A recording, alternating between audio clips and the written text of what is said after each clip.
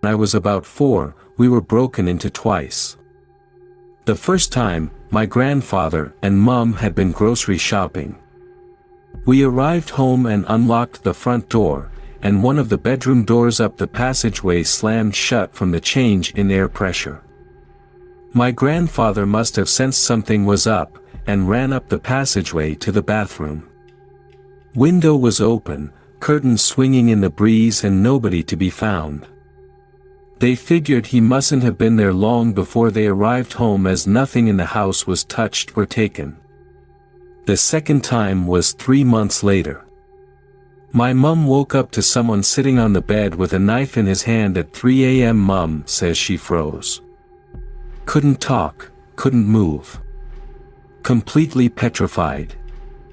She said he was mumbling, but she couldn't make out what he was saying. Then next door neighbor's dog barked, and he just stood up and walked out. She heard the back sliding door open, and a minute or so later the line of light shining through the curtains from the streetlight was blanked out. She grabbed the phone and called my grandfather. All she said was, there was someone in the house. He lived about 5 minutes away with her 3 younger teenage brothers. In less than 5 minutes they pulled in the driveway and scattered to surround the house, all barefoot, wearing only their underwear.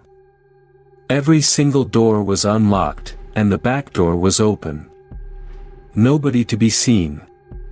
Mum was a mess. There were big muddy footprints in the laundry under the little window she left open for the cat. It took a few days for all the weird things this creep had done to be discovered. He had shredded a black negligee that was in the laundry basket. Fed the cat and poured her a bowl of milk. Poured a whiskey out of the decanter in the living room, and added ice and Coke to it. Somehow had injected solder into the eggs in the fridge. Ate the leftover roast meat out of the fridge. Cut up some catalog that were sitting on the bed. Took a photo of the stove top and another one of me sleeping on Mum's camera and left it sitting next door my bed. Tipped salt into Mum's shoes. The knife was out of Mum's block in the kitchen, and they never found it. Just really weird **T. The cops came, got plenty of fingerprints, but whoever it was didn't have a record. The consensus eventually, a couple of years later, was that it was an acquaintance of one of her brothers. It was a bit of a Chinese whisper's conclusion though. He'd said X and Y to person A, who told person B, etc., and it got back to Mum's brother. He was eventually locked up on some sort of psychiatric hold for something unrelated, and was never charged with the break-in. Messed my mum up for a lot of years.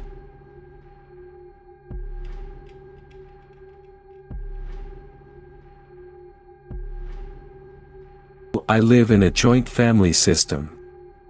My house is at the top and has just finalized construction, and this is the night we moved in. I'm at the ground floor, with my sister, and 3 cousins, and their parents. We're all laughing and having fun watching TV when a masked guy with a gun walks in.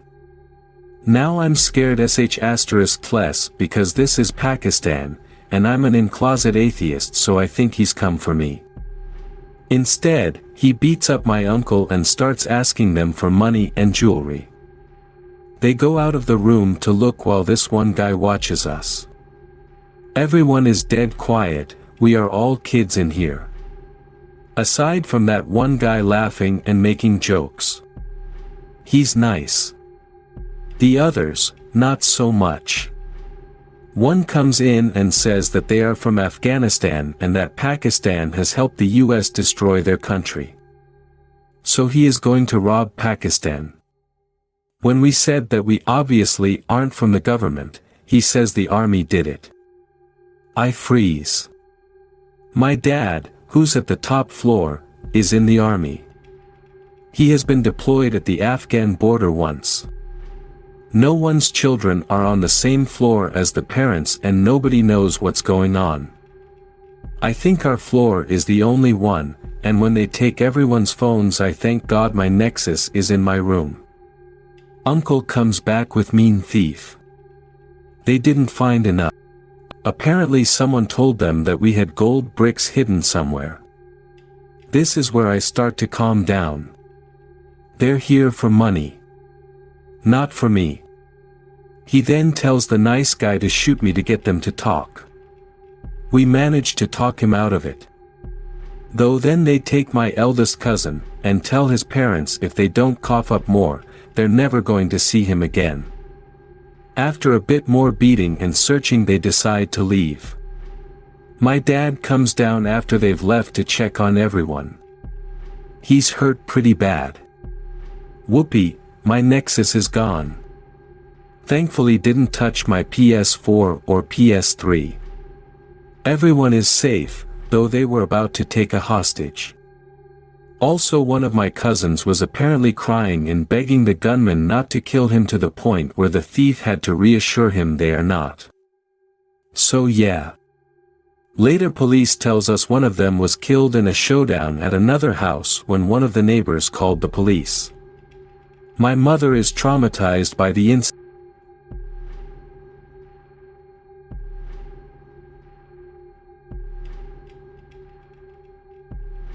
This didn't happen to me, but it happened to one of my family friends. I'll call him Jake. Jake went away to Thailand for a few weeks, the whole family including him, his brother, his brother's girlfriend and his parents. Jake was in university at the time and had some assignments he had to finish, so he returned earlier than the rest of the family. When he got there, one of the cars was missing, and the house was turned inside out. They had opened all the vents, turned over all the furniture and rugs, emptied anything that could have something inside like drawers, pots, boxes. All the valuables were gone, jewelry, games, electronics etc. He called the cops, and everyone else came back from their holiday immediately. Turns out his brother's girlfriend had made a post on Facebook about going away. Somehow someone saw it and decided they would take their car, scope out the place and spend the next 3F** king days hanging out there and stealing all their sh**. Jake's parents are lawyers, so he had access to some kid of record that helped him find out something to be able to find them on Facebook, I dunno, lawyer sh**t, and actually found it.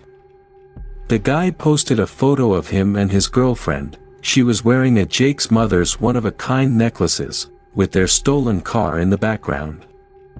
The cops said it was circumstantial. The neighbors noticed the dudes robbing the place on one of the days, got their Rego, and chased them away. But still the police did sh**t all. Turns out all the suspects they had were the same ones Jake had found, and they all had criminal records of robbery and assault and whatever else, yet still nothing was done. I can't remember what happened with their insurance exactly. I don't think it covered everything, and not to mention all the king cleaning they would have to do.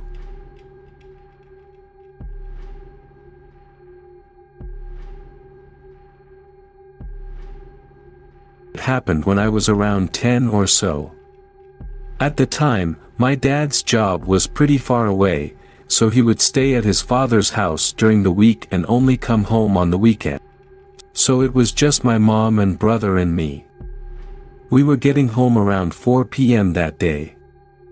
She had a substitute teacher at one of the schools bringing us home. Now, we lived out in the middle of nowhere and crime wasn't something we ever thought about. So, my parents never locked the doors to the house. This made breaking in quite easy for the burglar. When we arrived home that day, the house was a mess and many things of value, TV, VCR, etc. had been taken. My mom also used a metal cash box as a box to store all of her coupons, and apparently they thought it actually had cash, and had pried it open, which is weird, because she didn't even lock it. The cops took freaking forever to get there, like 3 hours, which in hindsight is kind of bullshit because I guarantee you they had nothing else going on. Anyway, because of that event, and my dad being away, my mom and I were super scared. The police even said they might return, as we were an easy target, which did not make things any easier. I slept in her bed for a few days as it made me feel safer. That event forever changed how safe I felt. Ever since then, I make sure my doors are always locked. This is true for both my car and my house. It made me much less trusting in general. That feeling has never gone away. You feel violated in a really icky way. Story 5. My mom had recently been making a lot of brownies. On this day, she made a particular batch that was greater than any of the brownies she had made before. We ate a few, but for some reason didn't finish them, and we left them out on the kitchen stove. My mom, my sister, and I all went to sleep later that night while my dad was out at a meeting. My mom, knowing my dad would be home in just a few minutes, didn't think she needed to lock the doors before she went to sleep. Now we're all asleep and my dad pulls into the driveway. The first thing he notices is that our garage is open, and his bike is standing outside. Then he turns and looks into the house. Standing in our kitchen is a man. My dad doesn't realize what's going on. At first, he assumes that one of his friends had come over, wanted to borrow his bike, but was waiting for him to come home so he could ask him. Then the man inside our house sprints out the back door. My dad starts to chase him, but stops. He knows we're inside, and he wants to make sure we're okay. So now we're all gathered downstairs, and we notice something. The intruder walked into our house, and the first thing he would have seen is the kitchen table. On the kitchen table were 3 wallets, all untouched. Then we look over and see the plate of brownies, completely destroyed. The man who had broken into our house skipped over our valuables and went straight for the brownies. At the time, I was more disappointed by the fact that we didn't get to finish them than scared that we had kinda been robbed. Obviously my mom and dad were pretty freaked out, and they bought an alarm system for the house, and my dad didn't sleep for a few days, but other than that, the only thing we lost were some brownies.